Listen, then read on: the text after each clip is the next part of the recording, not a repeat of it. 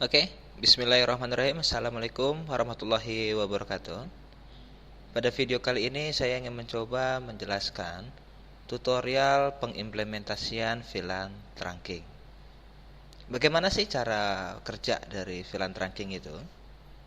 VLAN trunking adalah VLAN yang mampu membawa lebih dari satu VLAN database. Contohnya, pada skema ini terdapat dua buah VLAN yang akan terhubung. VLAN pertama menggunakan ID VLAN 20. VLAN yang kedua menggunakan ID VLAN 30. Namun, di sisi lainnya ataupun di switch lainnya sama-sama memiliki VLAN ID 20 dan VLAN ID 30.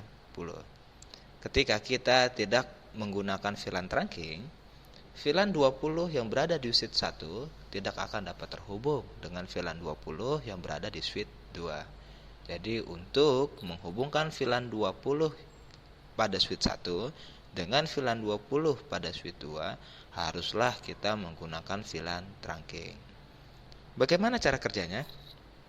Ataupun bagaimana pembuktiannya? Kita lihat dulu sebelum kita mencoba melakukan pengimplementasiannya.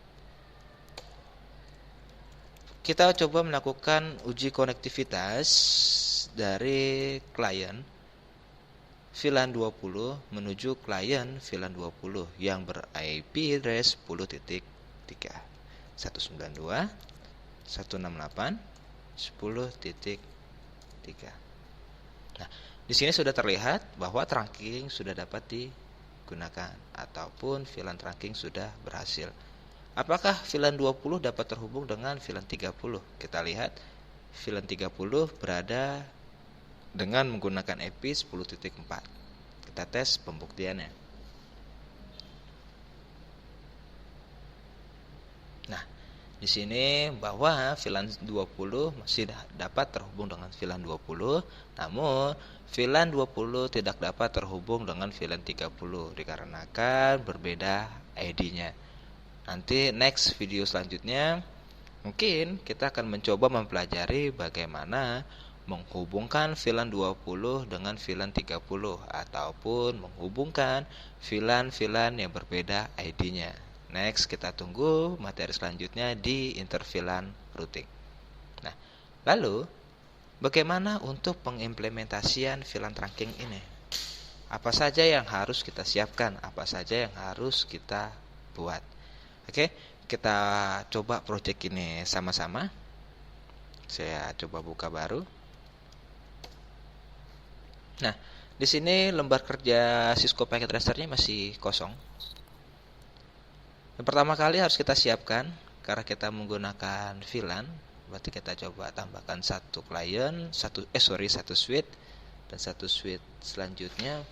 Berarti kita gunakan dua buah switch yang tujuannya nanti switch pertama dan switch kedua akan membawa dua buah VLAN yang berbeda. Mungkin bisa kita kasih nama untuk penamaannya switch 1 dan switch 2. Lalu kita berikan juga klien dua buah pada masing-masing switch. Kita berikan media transmisi untuk menghubungkan switch 1 dengan switch 2 menggunakan interface fast Ethernet 01 yang nantinya switch dengan switch fast Ethernet 01 ini akan diimplementasikan menggunakan mode trunking. Selanjutnya kita tambahkan pula dua klien pada switch 2. Klien pertama pada switch 1 dipastikan terhubung menggunakan fast Ethernet 02. Nanti klien keduanya menggunakan fast Ethernet 03. Dan klien pertama pada switch 2 menggunakan fast Ethernet 02. Klien keduanya menggunakan fast Ethernet 03. Nah, silakan dibuat dulu skema jaringan yang akan kita gunakan. Dipastikan skema jaringan ini telah berjalan ataupun telah siap. Kita buat mungkin klien 1. Berarti di sini kita buat klien 2. Nah, agar kita lebih mudah dalam memahaminya, biar teman-teman semua tidak keder. Klien 3, ini kita masuk ke klien 4.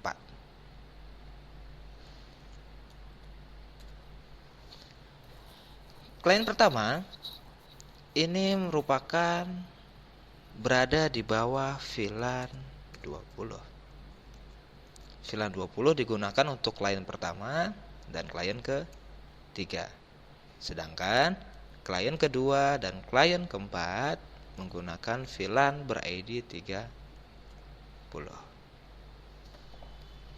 Oke, kita sudah menentukan skema jaringannya ataupun kita telah membuat topologinya. Namun sampai di sini belum selesai. Skema baru saja kita buat, namun kita belum melakukan pengimplementasian IP address baik pada klien pertama, baik pada klien kedua, klien ketiga, ataupun klien keempat. Jadi sekarang kita konfigurasikan dulu IP address untuk klien pertama. Klien pertama akan kita gunakan 192.168.10.1. Klien kedua yang artinya adalah 10.2. Klien ketiga 10.3. Klien keempat 10.4. Alamat network ataupun alokasi IP address yang digunakan pada klien pertama, klien kedua maupun klien ketiga keempat haruslah berbeda. Karena ketika sama, dipastikan IP-nya akan konflik, akan bertabrakan. Jadi dipastikan menggunakan IP address yang berbeda antar klien. Sebelum mengimplementasikan VLAN, kita coba buktikan dulu apa perbedaan setelah ataupun sebelum adanya VLAN. Ketika kita lihat sebelum adanya VLAN, klien pertama mencoba melakukan akses uji konektivitas menuju klien kedua, klien ketiga ataupun klien keempat. Yang seharusnya konektivitas dapat berjalan dengan baik karena belum melakukan pengimplementasian VLAN. Kita tunggu sebentar. Mohon maaf, ini kita baru memberikan note-nya pada paket tracernya, tapi kita belum mengimplementasikan IP address di dalam paket tracernya. Ya, kita implementasikan dulu. 192.168.10.1 untuk klien pertama. Klien kedua berarti 192.168.10.2. Klien ketiga sama, harus kita lakukan konfigurasi IP address-nya 10.3. Dan klien keempat 10.4. Nah, dipastikan teman-teman semua sudah melakukan pengimplementasian IP address-nya. Tadi kita sudah membuat topologinya, skema jaringan akan digunakan. Sekarang kita sudah memasukkan tabel IP address-nya yang akan digunakan.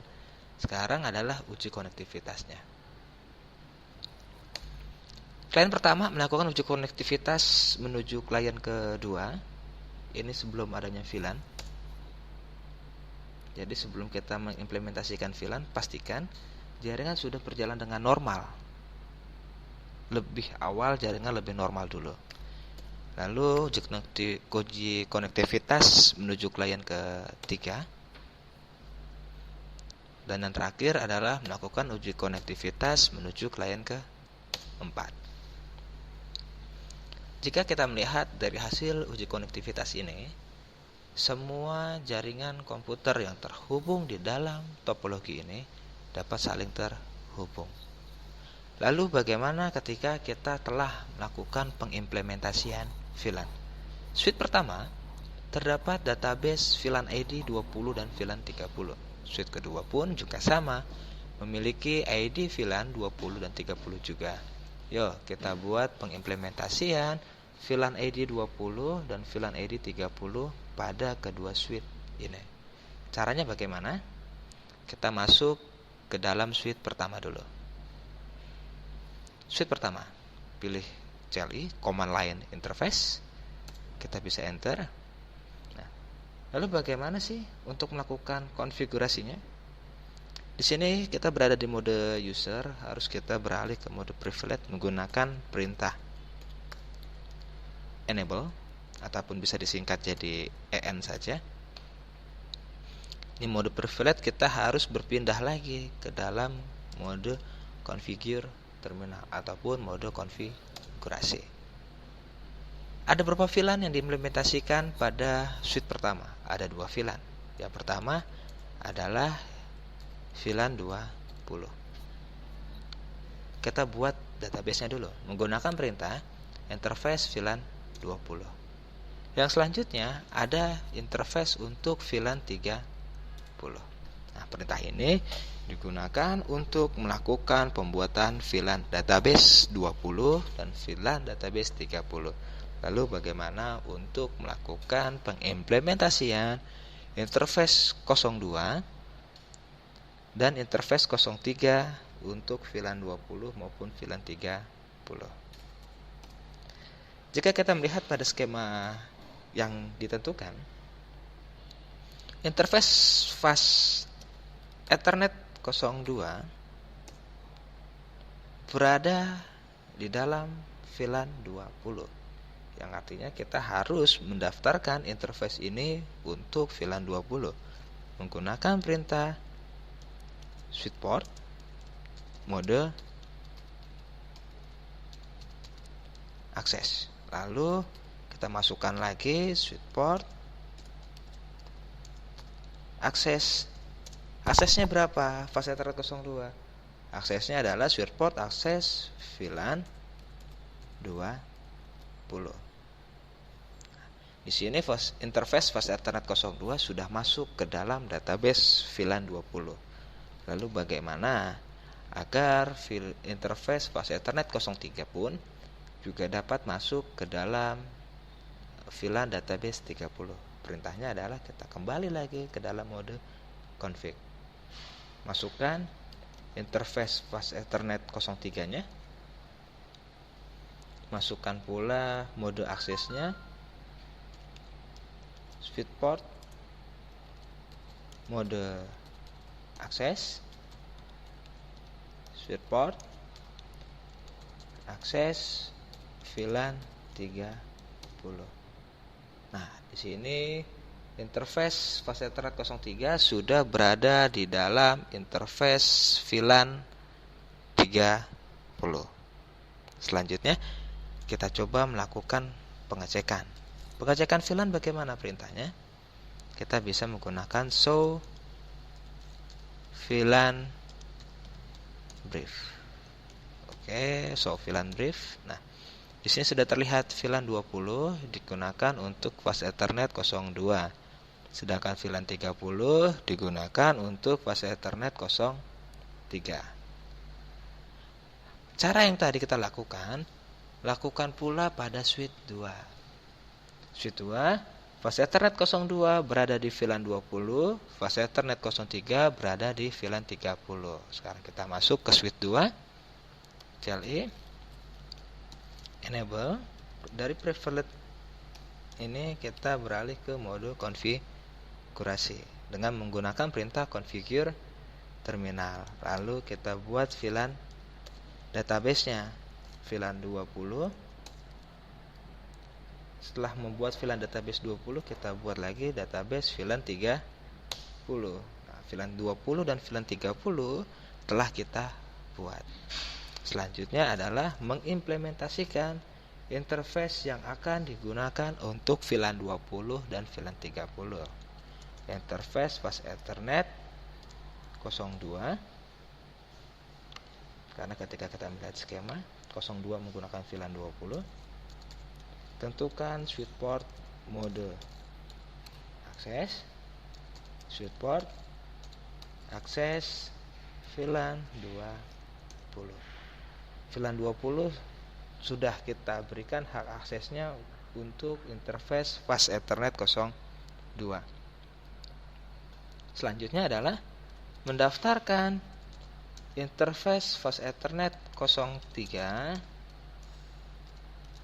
ke dalam VLAN berapa? VLAN 30 menggunakan perintah switch port. Modenya dia mode akses switch port, aksesnya ke berapa? Fast Ethernet 03. Fast Ethernet 03 digunakan untuk ID VLAN 30.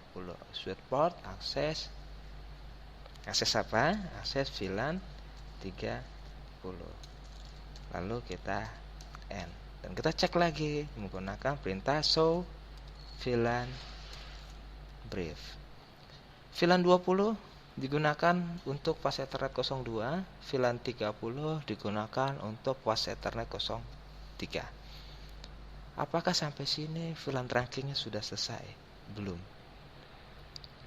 Sampai saat ini kita baru saja melakukan konfigurasi VLAN tanpa adanya VLAN trunking. Apa perbedaan VLAN maupun VLAN trunking? Kita lihat dulu. Klien pertama mencoba melakukan pengiriman ke klien kedua yang sudah berada di VLAN ID berbeda. Jika sebelumnya klien pertama dapat melakukan akses ke klien 2, klien 3 maupun klien 4. Nah, ketika kita sudah melakukan pengimplementasian VLAN, klien pertama sudah tidak bisa terhubung dengan klien kedua. Kita tes pembuktiannya.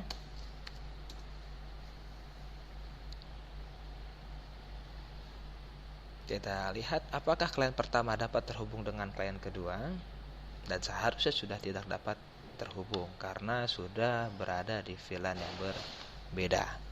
Beda halnya ketika belum dibuat adanya VLAN. Lalu bagaimana klien pertama dengan klien ketiga yang sama-sama berada di dalam database VLAN 20? Klien pertama mencoba melakukan akses menuju klien ketiga.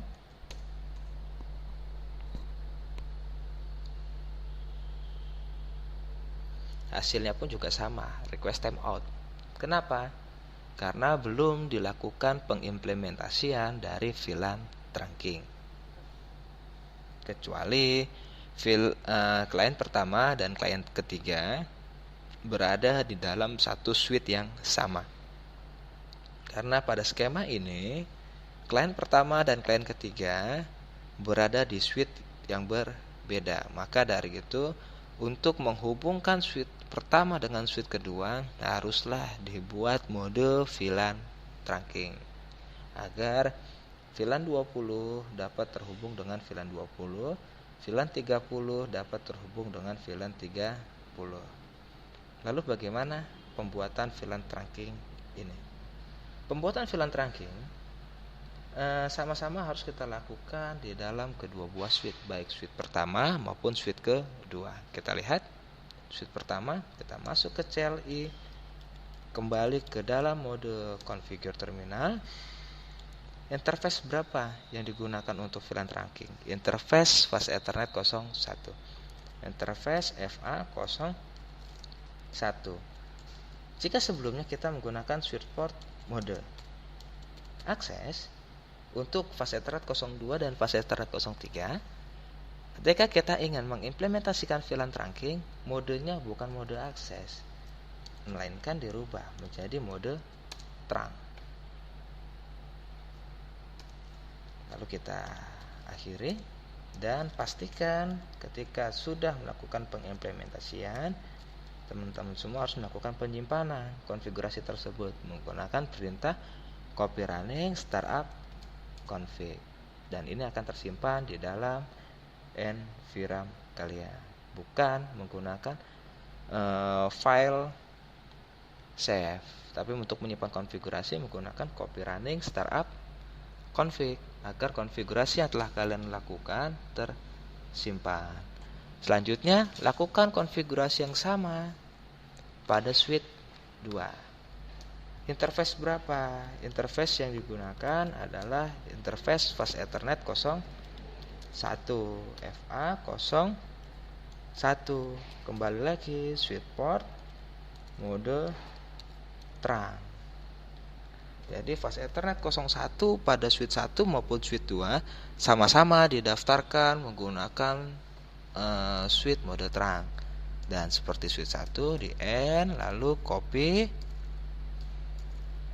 running, startup, config. Yuk kita lakukan pengujian. Sebelum adanya VLAN, klien pertama dapat terhubung dengan klien 2, terhubung klien 3, terhubung klien 4, ataupun semua klien dapat saling terhubung. Ketika melakukan pengimplementasian VLAN di dalam dua buah switch yang berbeda, klien pertama tidak dapat terhubung dengan klien ketiga.